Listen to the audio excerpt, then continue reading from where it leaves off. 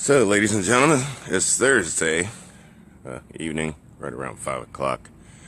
Looks like Facebook is at it again. Now my phone is destroyed as a virus. But I am determined to get this message out. What I was talking about was second-class citizens.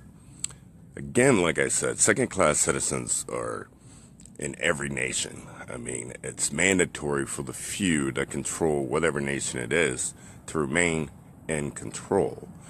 In particular with this country, it has a history. It's used blacks, it's used Jews, it's used Italians and Irish to create numbers.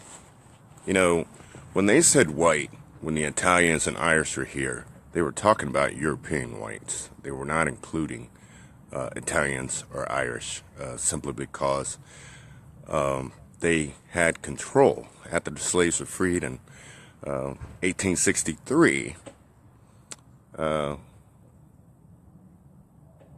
most blacks were Republican.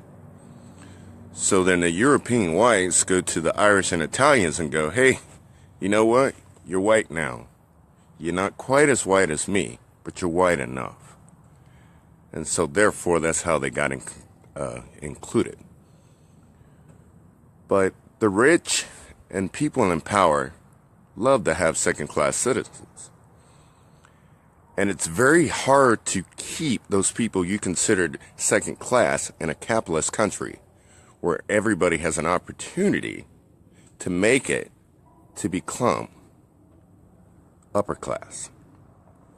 Now, there's a few exceptions. You put rules in place. You write legislations to make things crimes, mostly legislations that the people in power do not have to follow. But those second-class citizens always do. Getting to the point of my story, I've always felt sorry for people who have felonies. Now, when I say people who have felonies, I don't mean people who molest children or rape women or boys or anything like that. I mean felons. I've known guys that are felons for drunk driving. They are felons for just some minute thing that I didn't really understand. Until I met these friends or these people that I know, I really didn't care about felons. I didn't really care if they voted. I really didn't care if they owned a gun. I really didn't care. I didn't think about, well, maybe they made a mistake when they were 15. And now they're second-class citizens. That means they're in this country with minimal rights. Like I said, they can't vote. They can't own guns. It's very hard for them to get a job.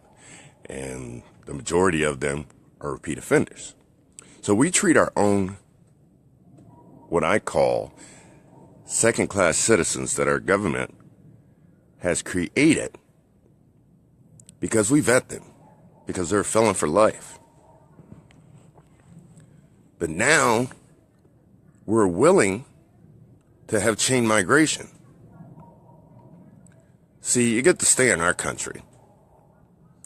As a matter of fact, you can't even go to Canada if you had a DUI for 10 years. But you know what other countries do? They let them leave. Nobody checks if they are a rapist. Nobody checks if they are child molesters or pedophiles. Nobody checks if they're drug dealers. So how come we are so hard on these so-called people that we say we rehabilitate in prison? We are harder on them, but we don't even check people who come here at 30, 40, 20 years old from other countries. Simply because the people in power need more second-class citizens to control. Now they've switched the narratives where it's hard to treat blacks and Italians and Irishmen like second class. So now they play on the emotions of others, such as the LGBTQ community. such as legal and illegal immigrants. And to make that number even higher, chain migrations for unvetted foreigners. But it doesn't make a lot of sense. It seems like they would be more concerned about why do felons reoffend and try to understand why they do that simply because they're treated as second class and they wish to survive. But you continue to do that and you bring others here that you don't even check. Now, I would be ready to give some 15-year-old boy who got caught with a joint that has a felony a second chance than somebody that chooses not to assimilate, not to speak my language, not to become an American. I would choose that guy who made a mistake, who is truly American first. It doesn't make a lot of sense to me how they want to have all of this control, how they want to keep you down. Now, when I say this, I'm not talking about just Democrats and Republicans. I'm talking about the whole wash of them. I hear people talking about, well, Trump's a millionaire. Well, let me correct you. 271 people in Congress are millionaires. 20 of them are the top richest people in this country.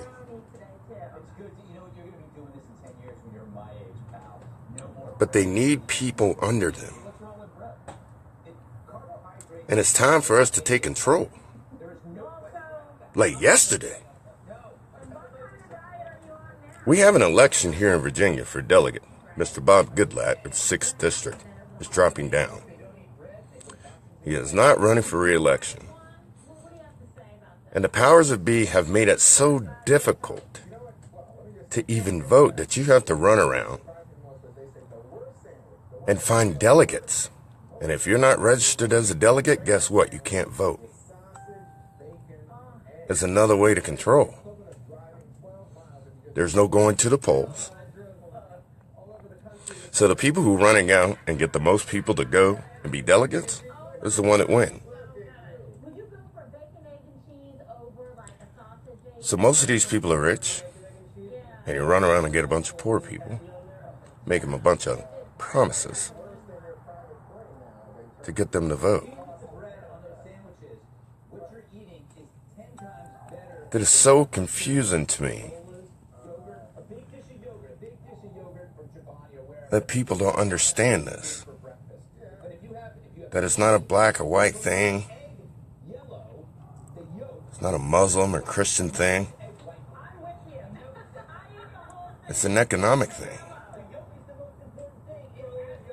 And the American people are the commodities.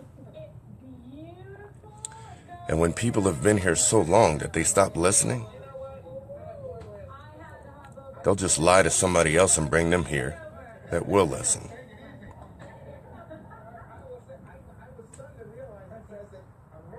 It's very sad that this country's come to this point. And I know I've been missing for a while, but I got a lot of things in my mind. There's a lot of things I want to do. I plan on getting with my friend Susan Monk that she just moved from Chicago.